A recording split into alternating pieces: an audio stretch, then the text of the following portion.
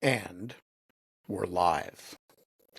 It is Tuesday, the 9th day of September, which is to say exactly 2 months before Pearl Harbor Day. It is 8 o'clock a.m. It is the year of our Lord 2025. And I think I'm flying solo today.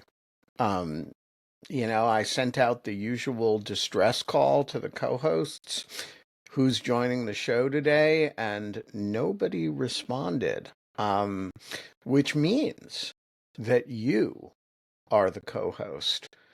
And that means that you should be particularly aggressive about jumping on screen, because otherwise I'm going to talk continuously for one whole hour. And there are very few things that terrify me in life. But the idea of actually having to talk for an hour straight is one of them, not merely because my vocal cords would not necessarily support such a thing, but also because my brain might not continue to roll at that speed, and I might end up doing something like this. Uh, what am I going to talk about next? Oh, yeah. I've just lost my train of thought. That sort of thing. But I'm not going to do that because you are going to intervene. And I am confident of that. I have faith in you.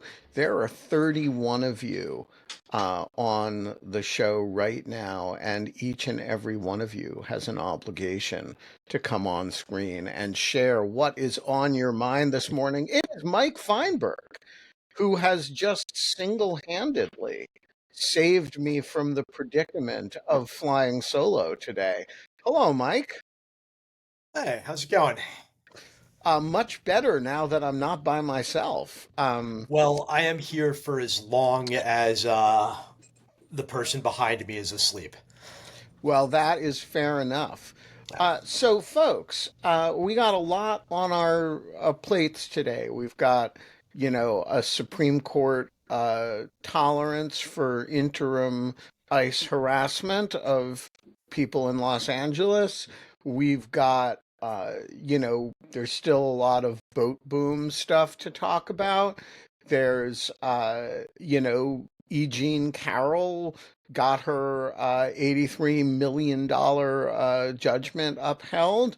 A lot going on, and some of it is on your mind, all of which is a long winded way of saying that the sun is shining, the birds are chirping. It's going to be a great freaking day. See, it's even like a happy puppies with butterflies shirt day.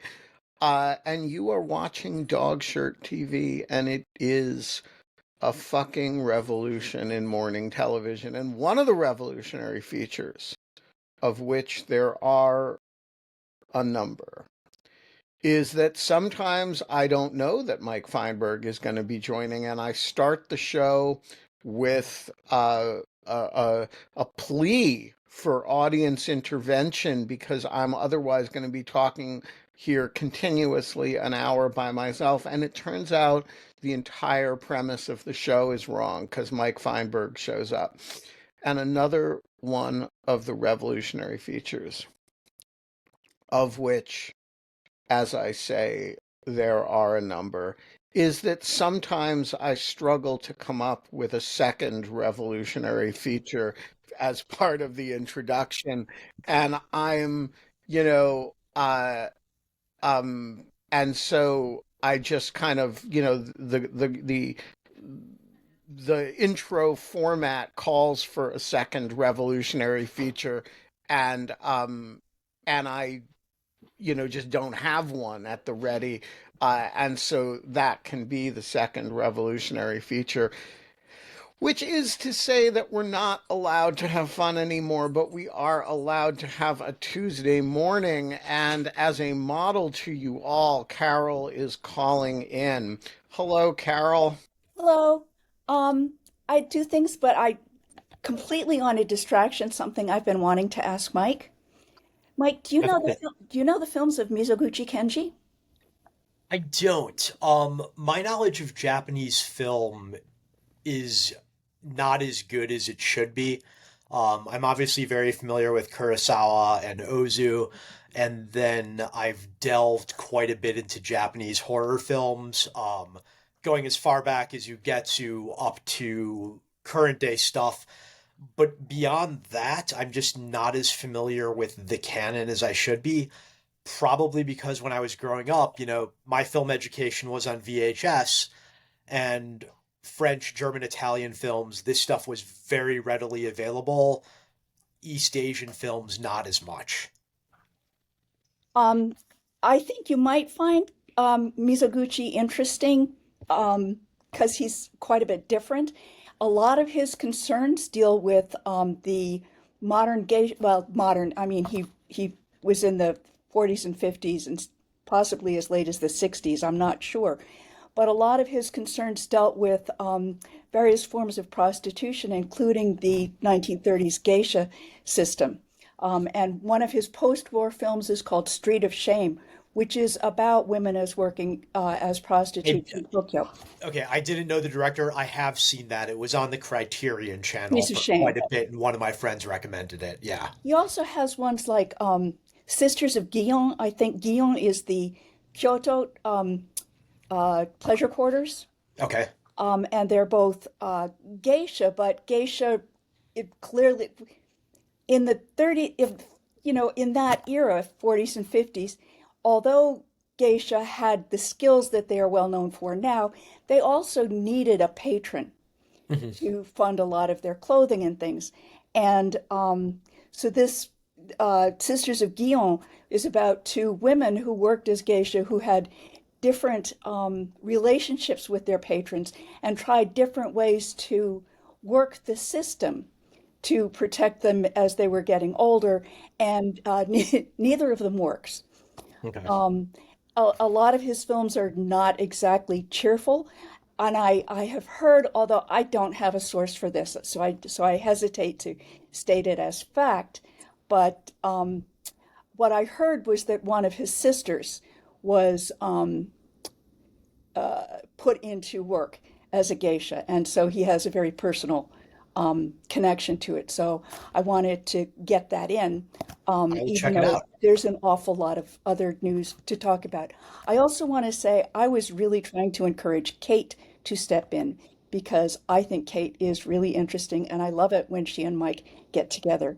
So I She just should want hop on. She's writing in the chat box as we speak. So Yep, and I have encouraged her in the chat box, but I decided I would make an impassioned plea for her to step in and join join the group actually in Kate, you person. are now officially summoned. Like it's almost like an summoning of incantation. a spirit, Yeah. and so I think um, you're kind of obliged at this point, whether you feel like it or not.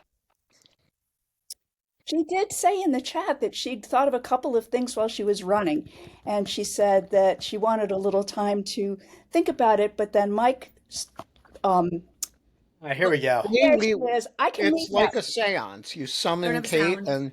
and the smoke rises, and there she is. Well, it's always I haven't showered and I've been running and I always just not don't like being on camera, but that's okay. That's okay. I haven't showered either. Don't worry. But I haven't been running. Right. I just So want to say my function is now done. I will leave and listen to Kate and Mike and Ben. Thank you very much. Bye.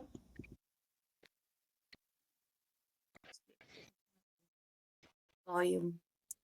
Well, I had a couple I read some stuff that was kind of pertinent to our discussion yesterday, um, and the Taylor Swift stuff. So there was two articles in The Economist that were interesting. One was regarding the decline of reading and whether that is affecting our ability to um, think critically, and is it making our politics dumber? like the article started out with professors not being able to assign classic books anymore because students can't get through them and can't really comprehend long paragraphs, which is very disturbing. So that was one item that I was thinking about that I thought was interesting, especially in light of screens and reading to kids. And I'm not preaching. First of all, I don't have kids, so I'm not, judging on screen time. And also, I grew up playing video games and Nintendo and all that stuff and watching TV. I never had any limits on screen time, and I read a lot, so I don't think it's bad. But I do think that this article was a bit concerning about. And then basically the conclusion was, or the thought was, decreasing literary sophistication may lead to decreasing political sophistication. Our analysis of Britain's parliamentary speeches found that they have shrunk by a third in a decade. And they analyzed inaugural addresses where George Washington's scored a 28.7, denoting postgraduate level, while Donald Trump's came in at 9.4 with the reading level of a high schooler. So I have the following thought on this, which is that I'm not sure that the number of people who read is really going down.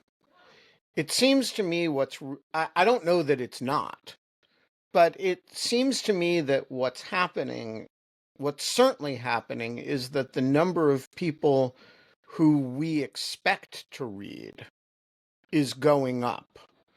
So if you think about like 30 years ago, when I started writing for the Washington Post, there would be a pretty universal expectation that if you were speaking to the public on a regular basis, you would be reading stuff, right? And so, I was an editorial writer for the Washington Post, so I was expected to read stuff.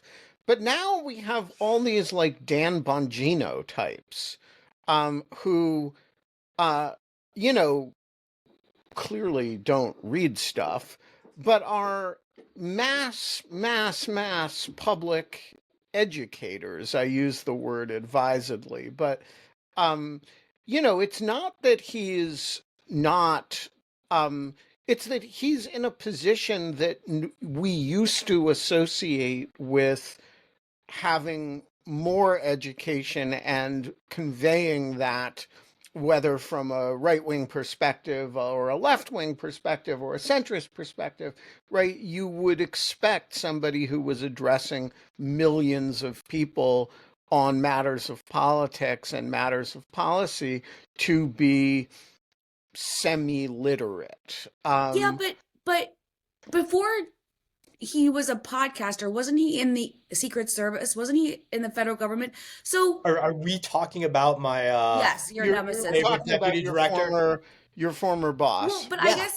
I guess I know a lot of people in federal service that read a lot. I mean, and so But that's my point. right.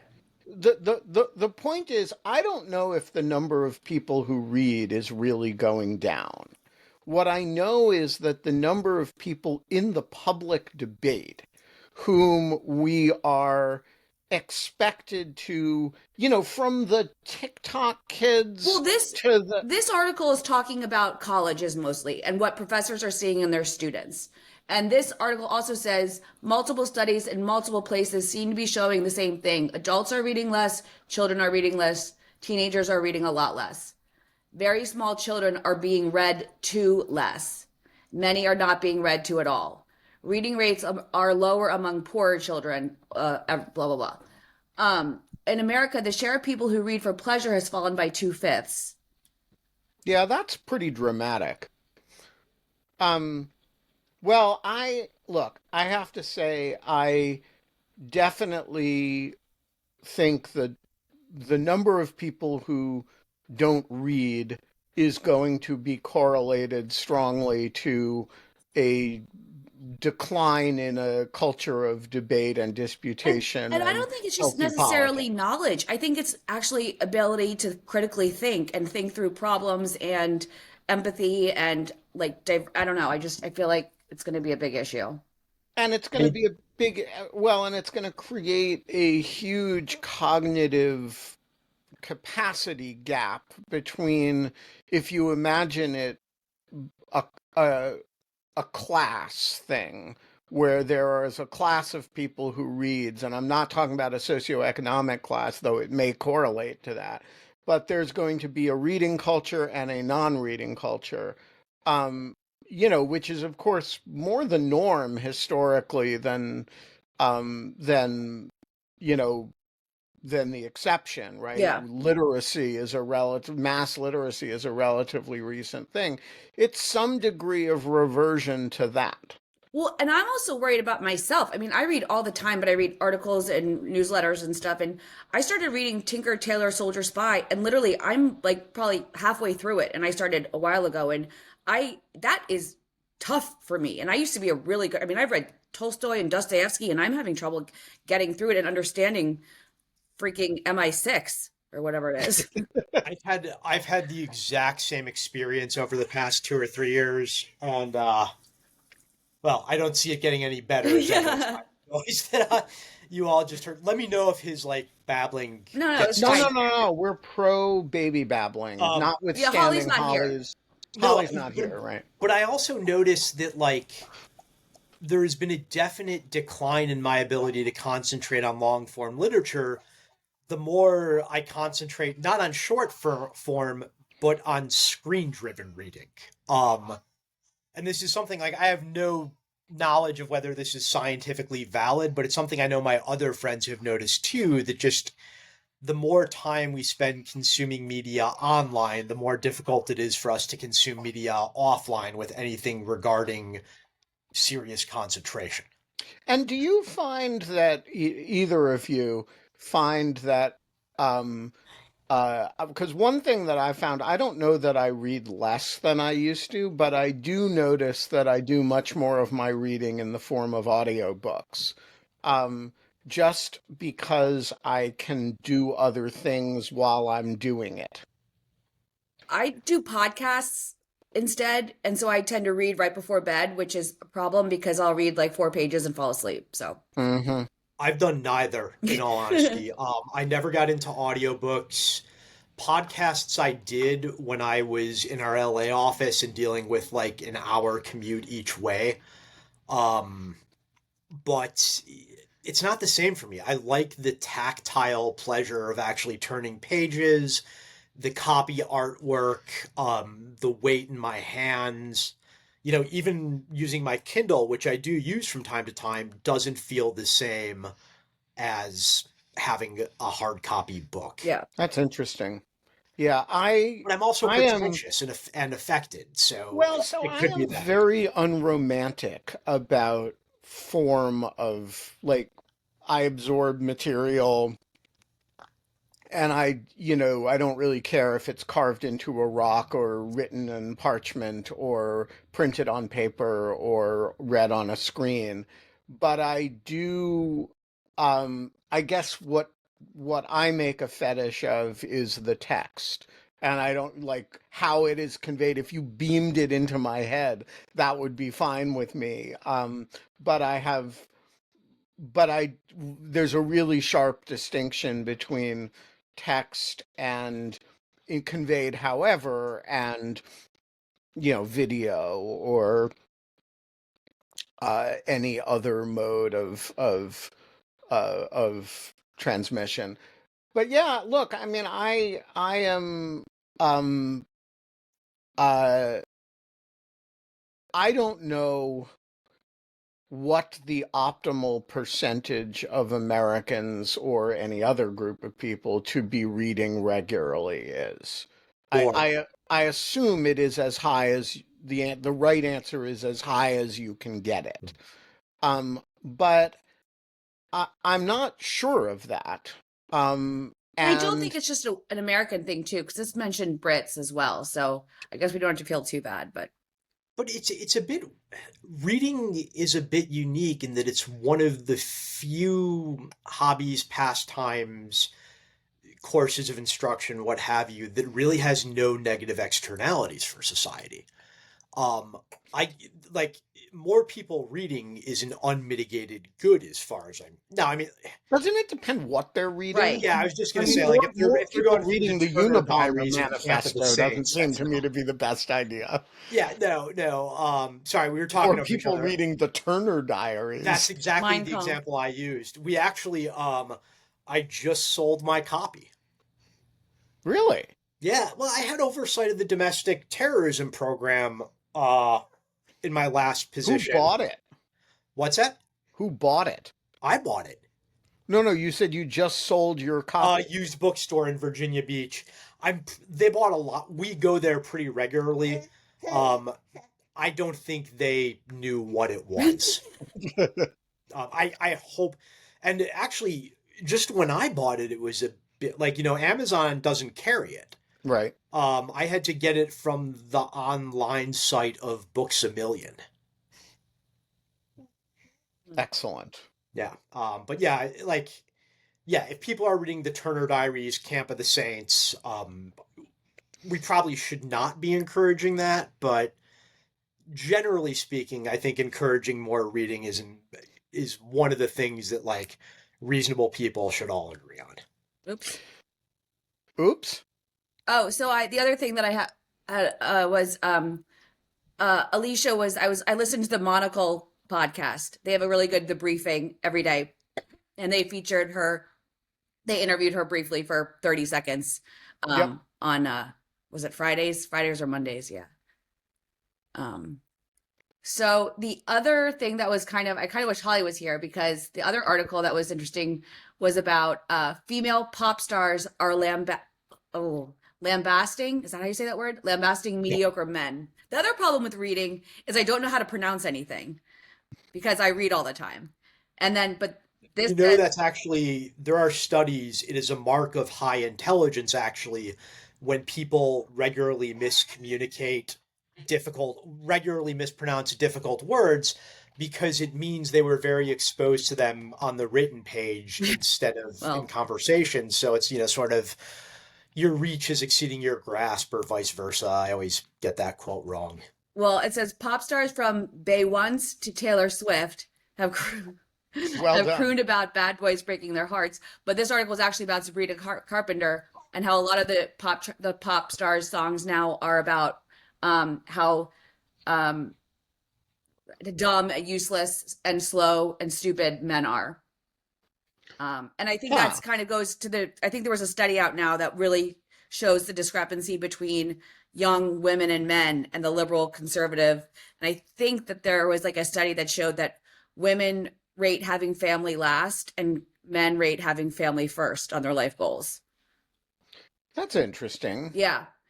I saw that in multiple places, so I'll try to get some actual source material for that. But then I just read this article, and it was it kind of jibed with that as well.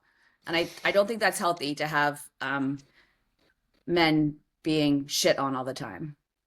Sorry, Elliot. Oh, I think He has that's heard much healthy. worse. I know that Richard Reeves has been big into that and all that stuff, but yeah, no. I'm Richard is a good friend, and I guess I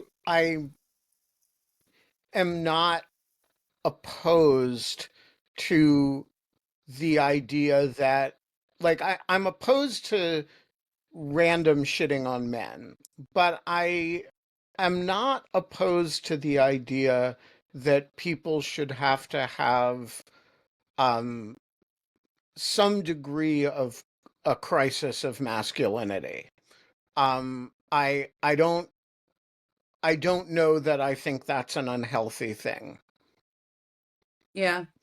And I actually think it has been like, so if you say, okay, modern masculinity has its roots in male as warrior, male as hunter, male Lethal as warrior. lethal warrior. Thank you, Pete War Hegseth. fighter. Let's War war fighter, fighter. Yeah. yes. Man as protector, and man as leader. Um, uh, so femininity has a bit of a self-answering question, but masculinity doesn't. And having modern men have to think about, like, what is the purpose of your being male in a society that frankly doesn't need you as a war fighter. That's a solely voluntary thing at Or this as a point. breadwinner, as women are Right. outperformed. Yeah. 60% of college graduates are Yeah. women. You're not gonna, there's nothing special about you as you're gonna live less long. You're going to, and by the way, um, your, there are things that you, can't do and things that you don't want to do. Right. So like what are the like having a useful conversation about what um what masculinity means in a context like that strikes me as a kind of healthy thing. And I understand that there are going to be a lot of grossly irresponsible answers to that, whether from the Charlie Kirks of the world or from the JD Vances of the world. But I don't think it's an unhealthy conversation. There was actually the best thing I've ever read on this still is a Martha Nussbaum piece that was ostensibly a review of Harvey Mansfield's book on manliness that came out sometime around 10 or 15 2010, years ago, yeah. 2012. Um, and she wrote it for the New Republic back when the New Republic was still the New Republic. And it's honestly like one of the best discussions of what should masculinity be about that I've ever seen. And the reason it's fresh on my mind is, not to bring this back to stuff I've discussed in my personal life, but like there is a lot of what can only be termed performative masculinity going on at the highest ranks of the FBI right now. Oh, really? Yeah, I I don't know if hadn't you noticed noticed. that. That you But you like, you mean that Kash Patel wasn't organically born with that jacket? no, It's no. not like part of his The skin. wearing of raid jackets, the wearing of the badge, the transformation of recruitment from being about a sort of call to service and a way to fulfill your duty to your country to the videos of him going along with the hostage rescue team as they kick down doors and blow things up, to Dan Bongino's obsession with UFC. I don't think the guy's ever been spotted in the FBI gym not wearing UFC branded shirts.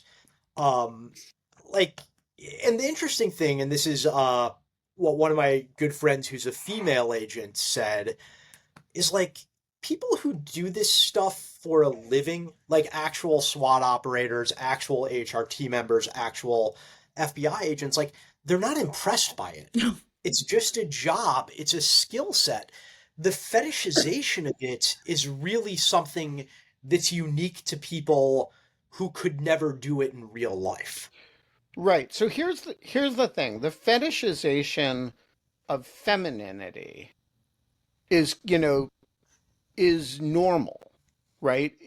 That's influencer culture. That's models. That's right. So we have a place for that. It may not be the highest regarded place, but it's, if you're really into being beautiful, there's many things to do, right? If you're really into, unlike Holly, motherhood of small children, you can be a mommy blogger, right? There's a lot of ways to be, If I didn't get the Lawfare Fellowship, that was my plan, by the way. um, but all fetishizations of masculinity are ridiculous. Um, I and I would and so the disagree a little bit with that. At least in the literary realm, there's I mean like I defend Hemingway, Cormac McCarthy, some of Norman Mailer maybe, and they're doing that. sure, sure, but they are a, a literary thing, Mhm. not. I'm talking about the persona of the individual, right? Okay. You're some guy who is really into being male. You're going to be ridiculous. If that's your public persona, one way or another, you're going to be ridiculous. I'm gonna go do our 8:30 handoff. I'll be back in 1 second. All right. If you're a woman who's really into being female, you are not necessarily going to be ridiculous. No, You but they might. Paris Hilton or like Kim Kardashian. I mean, they're a bit ridiculous and they play into all those types. Yeah, sure. I don't say there's no way for you to be Right. ridiculous, but But look, it's not as, it seems a little bit more acceptable than like overly, yeah. yeah, self-conscious. Martha Stewart is not a ridiculous persona, Right. Anna Garten, right? Julia Child, someone like that. Yeah. Right. Oh, Julia Childs was awesome. Well, yeah. I mean, she's, Um, yeah, not so much like that. She was worked for the, what? She was an OSS? OSS person. She was a serious spy. I love her. Also, I love the fact that when she was old and sick, Is this Julia Child? yeah. I just walked out. yeah, Yeah. she was hospitalized, and she had smuggled into the hospital for her a giant banquet because she couldn't handle the hospital food. And she was caught and was completely unapologetic Yeah. about it. No, she was awesome. But look, there are ways to be unapologetically feminine and sort of expressively feminine that are not ridiculous. And there are not really ways to be, unless you're like Harrison Ford, right? Well, what about like professional athletes of certain sorts? Or Yeah, but I mean, maybe that's your job. You're still kind of performing, right? I mean, yeah, Right. like think about Tiger Woods in his private life. That wasn't great. yeah. Yeah, I think it's actually so. Look, and I'm not shedding tears for the men in question at all. I think it's a fine problem, like that. All right, so you grew up thinking you were supposed to be a warrior and a blah blah blah, and now you have, a certain amount of testosterone coursing through your body, and you've got to figure out what to do with it and make it socially constructive somehow. I don't think that's a bad challenge for people, Yeah. actually. I have found that a lot of my more useful energy, including like shining lights on embassies and that sort of thing, comes out of like, that confrontation chromosome that I definitely associate with, you know, like it's the same instinct that when I was 14 would be like, let's take this outside, dude. And, yeah, As you say Tom that. Message said to Pulte at the Yeah, bar. exactly. Right. And now it's like, oh, I can buy a spotlight and point it at your Well, building. Another thing that's interesting is I'm sure, have you guys all heard of the Philly Karen from the baseball Yes. game? The But Phillies wasn't Karen? she No. misidentified? Isn't that the newest news? No. So what I was going to say, so Ben, so there was a foul ball at a Phillies game, and a dad ran over, and it was loose, and he ran over and picked it up and gave it to his son, and this woman came over and started screaming at him, and he kind of went like this behind his son and ended up giving the ball back to her. I guess she was claiming that it was hers. It's all over everything. And some of the posts on Twitter, I'm not calling it X, on Twitter, some of them, it seems MAGA people are like, what a a wimp. This is where has our manhood gone? He just gave up a fight and gave back the ball. And a lot of other people are like, he was protecting his son and he de-escalated. So that kind of is like the two manhood things. And he Right. actually, you can see in the video, he like kind of put his fists up when she came over and he was standing behind his son. And then he kind of relaxed and then ended up giving back the ball. But it was just interesting, those two different perspectives on how he reacted and whether he was a wuss or whether he was a man and doing the right thing and protecting his kid. I don't know. It was very not worth all of the strum and drang over it, but there we go. Good morning or good afternoon, Nastya. It's so fun that several people in the chat were like, Nastya. Hi, Hello, everyone. Nastya. Do you have thoughts about the crisis of masculinity? Oh, do I have thoughts about that question? I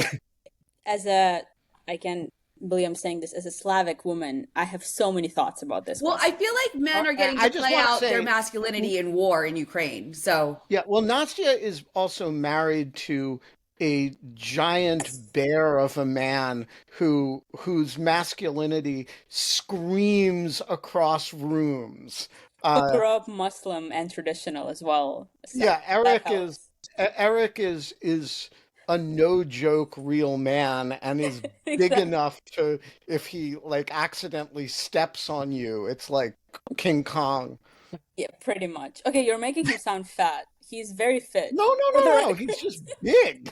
He's a massive guy. Yeah. He's So not fat. I think we do have a tiny little crisis happening.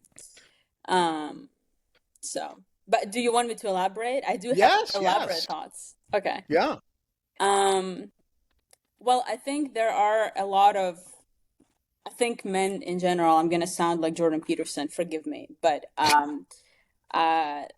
men are facing a lot of problems in our society, and I think they shouldn't be disregarded. But I don't like radicalism in anything. So I don't like when the pendulum swings too much in either direction. And this goes with everything, right? Like about the roles of women and what a female life should look like, about the roles of men. So I think there is some healthy middle where you're masculine and you're a man and you take responsibility and all of those things, but you're not a jerk and you're not telling me what to do. Like there is some healthy middle. I think I married that healthy middle. We're working on some parts of that. Again, my husband genuinely he's Crimean Tatar, so he grew up in an Islamic religion, in an Islamic culture. He isn't practicing anymore. He hasn't practiced in a long time, but it still rubs off in some ways. But I do think that it's necessary to find some healthy middle, and I am the kind of woman who likes manly men. So yeah, I think there is a bit of a crisis going on. Wow. Is that, do people hate me now? Was this No. this controversial? We were Kate, what are you doing? Is that a cat toy? yes, I have one of my kitties is making noises, and I was just trying to get him to calm down. I see. It's our gay pride ribbon cat toy. Excellent. Yeah. Koji, come on. So Nastya, what is on your mind this morning? Presumably you didn't log in saying, I need to have something to say about the crisis of masculinity this early afternoon. I'm married, so I don't give a shit about that stuff because I'm not on the market. Like I care about looks because all I can do is look now. So but Also, I'm just going to reveal Nastya's big, deep, dark secret here. oh my God, She is obsessed with Ezra Klein. oh my God, oh my God. Can we can just venture into this topic? I'm happy to talk about it. It's like a Taylor Swift moment for me, but Ezra Klein moment. I hope that if Ezra Klein than Taylor Swift. I have a lot of thoughts I feel free to vent now that neither Anna Bauer nor Holly are on the show. All right, so we're going to hear Nastya on Ezra Klein and the unbearable hotness, and then Mike on Taylor Swift. Okay.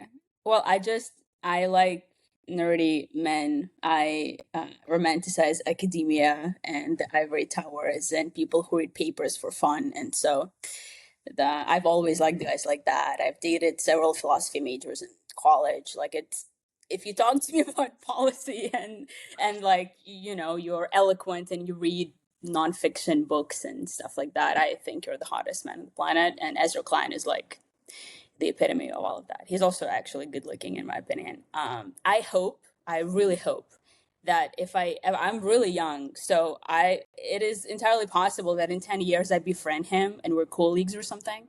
I hope this never catches the light of day. Oh, this is going to be stored away, and we're actually going to give it This is gonna be so to the awkward. we're going to give it to the FSB, Okay, so that well, and the that's less GRU, scary, to be honest. so that they can drop it in public in a fashion maximally embarrassing to you at some other point in time. Well, I Just will. speaking from experience, Nastya, let's not get into this, but let's just say if Ben does have dirt on your romantic preferences or history, He does a lot. he will not hesitate to use it for conversational advantage every now and then as Ben. yes. But Well, I trust that Ben knows red lines, because there is dirt and then there's dirt. Yeah. Like, okay. Mike, you are tempting fate right now, but out of respect for the other people in question, I know you're not I am going to keep my mouth shut. This is a terrible conversation for everyone involved but Ben. Yeah. All right.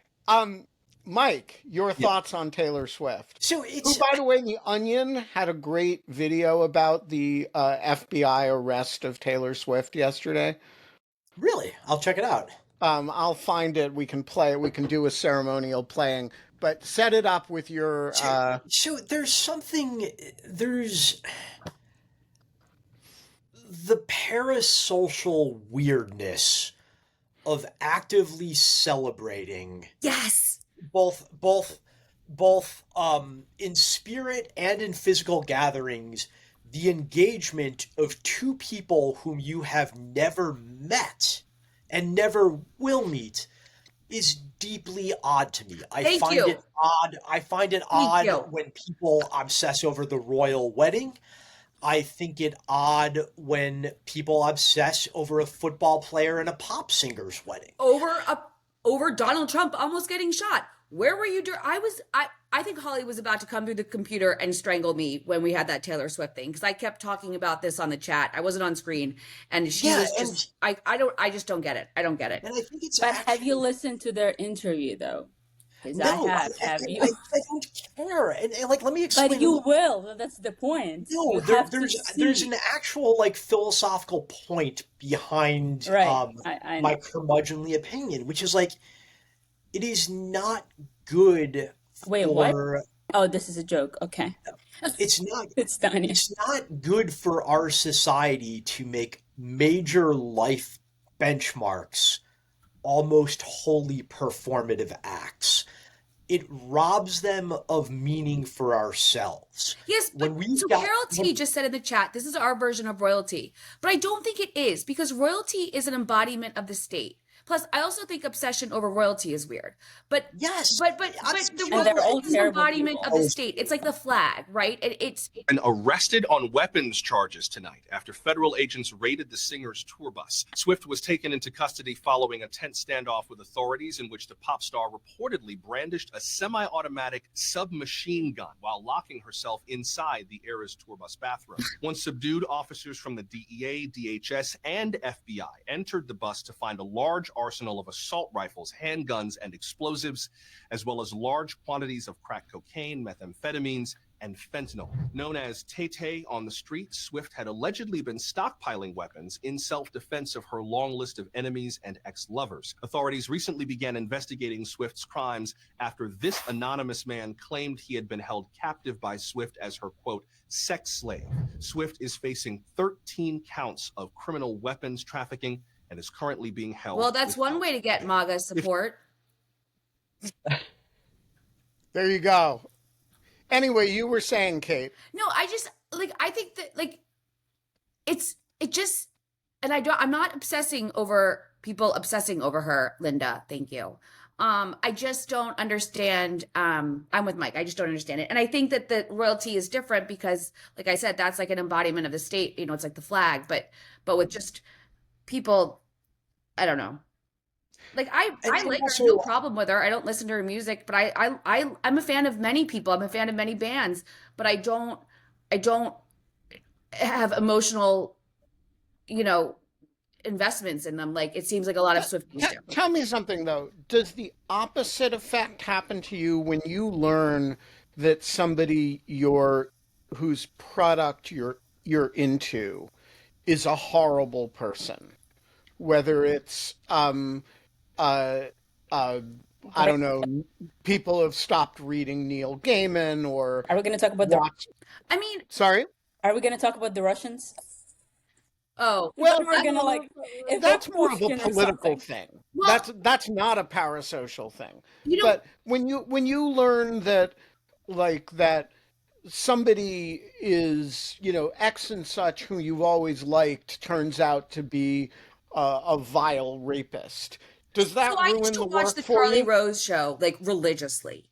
And when that came about Charlie Rose, I was like very shocked and surprised. And obviously, I can't watch him anymore. But like, I think it would make me uncomfortable to listen to him. Same thing with the Cosby Show. But I don't really think I have any moral objections to watching it. Like, if it was on, I wouldn't like walk out of the room. But I would feel a little icky watching it, knowing. Um, but I try.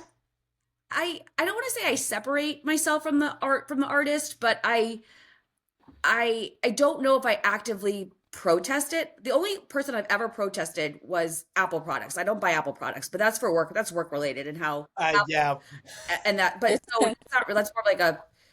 I don't know. That's the only thing that I've ever really protested. I All right.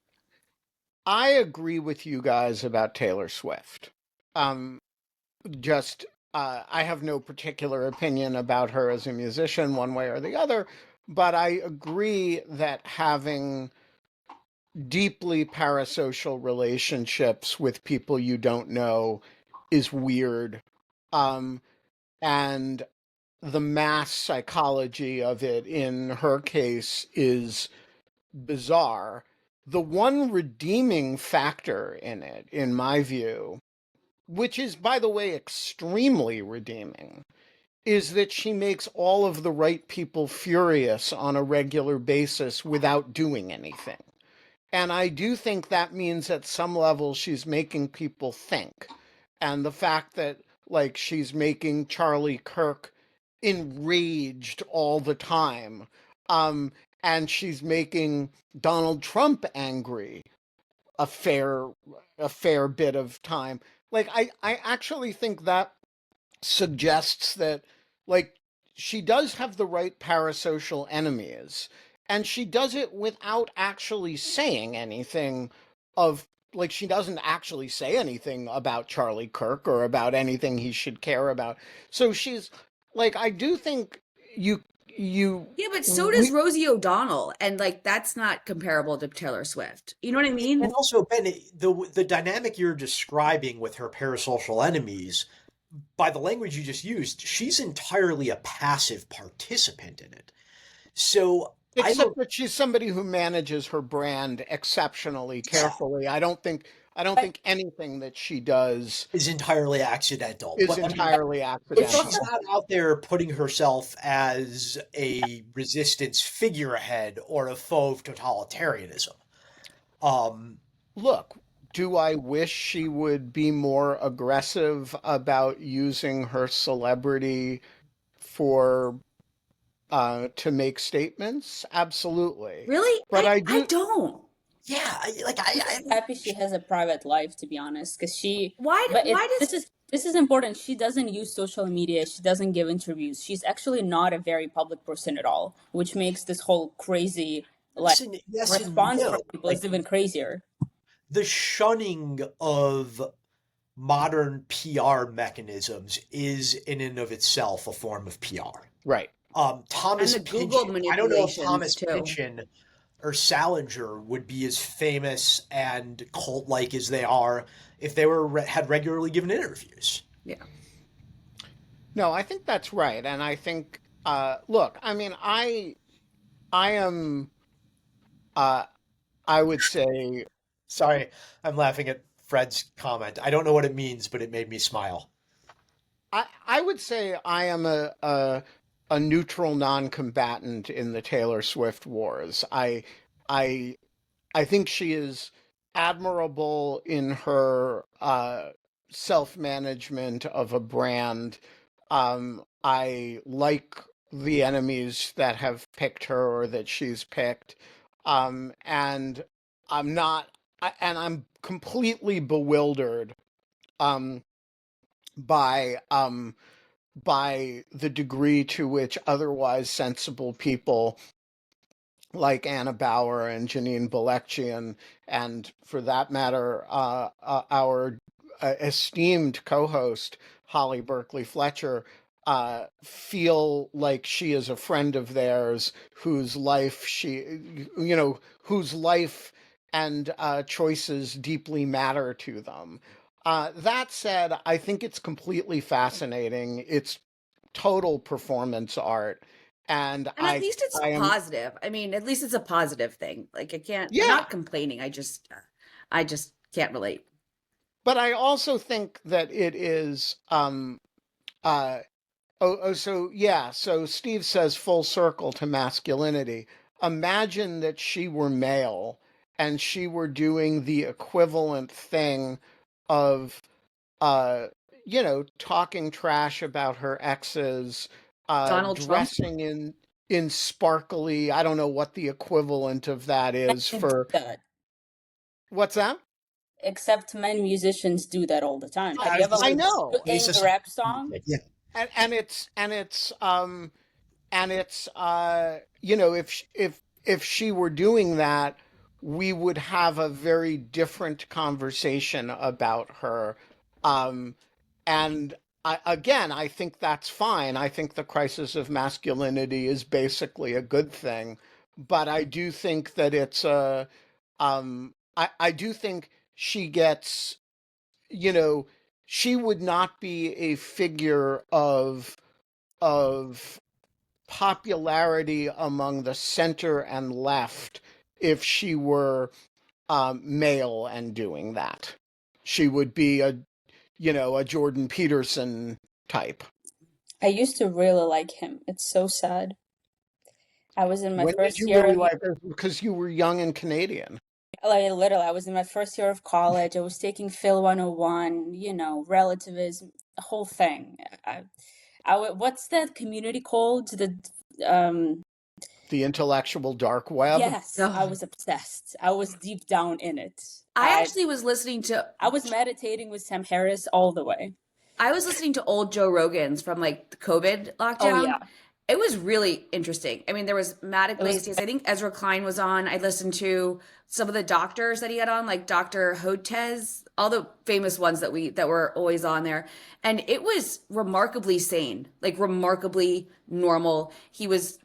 The doctors were like, yeah, we don't know where this is going. This is what we know now, blah, blah, blah. I mean, it was remarkably moderate. And I feel like a lot of somewhere conservatives it or just MAGA turns bad. like are misremembering the actual COVID thing and how uncertain everything was. They're all And obsessed over that is the way lockdowns. people are eventually going to talk about dog shirt TV, by the way. There's going to be like after uh, I go completely insane and, Nastya is Back in the lieu of fun president. days. Nastya is the president of Ukraine and Oh God. and becomes a totalitarian dictator, and Mike is the head of the FBI. Uh, What people are going to FBI? look back and say, I watched one of those back episodes of Dog Shirt TV, and back in the day, they were all pretty sane, and you'd never have known that Nastya was going to, turn out to be a killer, and you know, Mike was going to be the inheritor of the Kash Patel legacy at the Why does FBI. Mike get to be a cool person at a cool You were institution the and I get president to of be a killer? Ukraine. That's you're the cool. president of a country. I just manage Yeah. tarnished organization. But he said it'd Nastya be a totalitarian. is taking Moscow. I like that. Good one, Mark. I did talk to Actually, my yeah. old supervisor at the FBI this weekend, and he is on the intel side, and he is in the Philly branch, and was saying that they have a good SAC there, but well, actually, he said his boss. So I don't know if that. No, he is at the SAC. Do they but have he- a SSIA or are they under He's ASA? at SSIA, yeah. But I think So he was talking about the SAC, and we are he said very- that he was good, but that he thinks that he's going to be not long for this. Both my former boss is not going to be long Let's for that talk world, after and we the stop SAC recording. is not going to Yeah. be long for this world either. It's just a matter of when they're going to get the target on their back. None of them are. Yeah. I know for a fact that as they bring new SACs in, and I know this as recently as a week and a half ago, they're being told, like, you're one step away from getting fired. And that's what they're telling people who don't have a target on their back yet. Yeah. It's just like, this is really, there's a real 1930s Central and Eastern European vibe, not in terms of what the organization is doing, but in terms of how it's managing its own employees. I know, I felt really bad. He worked on the Cohen, the SAC. He used to work in the New York office, so he worked on the Cohen case, but the hedge fund manager and a bunch of stuff. But Yeah. Cohen, like the Trump no, lawyer? no. This was Steve A. Cohen. He had a big hedge fund in New York that was okay. problematic. But yeah, it's. I feel bad for him. So I told him to hop on Lawfare and look at stuff. So Well, that is A good way to wrap up. solution to most problems in life. Hop onto Lawfare and look at stuff. So Cleo, the dog, is staring out the window and looking at stuff and barking at it. So I apologize for the background noise. We have 4 minutes left. Nastya, what is on your mind this morning, other than all of this? I'm obsessing over Orwell and reading everything that he's ever written. Yeah, so we started the show with Kate raising the issue of the decline of reading. And let us finish the show with Nastya's new obsession with George Orwell. Yes, so I read 1984 years ago, but I was obviously too young and stupid to actually comprehend the genius of what I was reading. And then I reread it like a week ago, and I'm going to go see a play at a Ukrainian theater tonight of 1984 as well. And I'm completely obsessed. I bought like 4 more George Orwell books, and I have a little era. It's like Taylor Swift, but in a more productive way. I guess. Yeah, except for the fact that he's male, dead, and useful for my job because a writer. Yeah, you I will useful for be much a more better useful writer. for your job than Taylor Swift. Mike, what's your favorite George Orwell piece? It's a little known essay he wrote about his experience in boarding school called Such Were the Joys. I went to boarding school, so I may or may not enjoy that essay. It's quite good. I really like that. And one of the few books that accompanied me in every office I have ever had, whether in the FBI or previous to it since college, has been Politics in the English Language. Or Man, essay collection that is focused on politics in the English language. I still think that is one of the wisest essays that speaks to every historical moment that has occurred since it was published. Yep. Kate, do you have a favorite piece of Orwell writing? no, I only read 1984, but I did want to mention, I forgot, Mike, when we were first talking about the book group thing, Yes. you had mentioned that you had failed to find a book about Philby that was kind of all encompassing, I think. And good. And good. There So, are books that are all I encompassing. put this in the chat, and I don't think you were on that day. There's a book called Treason in the Blood. Is that Andrew Boyle? Anthony K. Brown. Yes, it's the one about his father. Yep. Yes. That was really good. And then the other one of Anthony K. Brown's was called Bodyguard of Lies. Bodyguard of Lies? Yes. Yeah. which was about the intelligence before D-Day, which was really good. Yeah, so the Treason in the Blood, I think, is great from the perspective of giving a factual recitation of Philby and his family history. Mhm. There's a lot of armchair psychologizing in Oh. there that just got a little too into psycho history Yeah. for And that my was written taste. a long time ago too. It was. And archives have since been opened up, and I think that was written before John Cairncross was identified as the fifth Well, man. I mean, I think he died in the 90s. So I think Yeah. Camp Brown died in the 90s or something. So yeah. Ben, you're on mute. We're going to leave it there, folks. Ciao, Belly. I thought I was going to be all alone today, but Kate, hang Mike on. showed up, and Carol showed up, and Kate showed up, and Nastya showed up. I got to get over this fear of being all by myself for an hour. It's never going to happen because the audience is too awesome and my co-hosts are too awesome. We will be back tomorrow.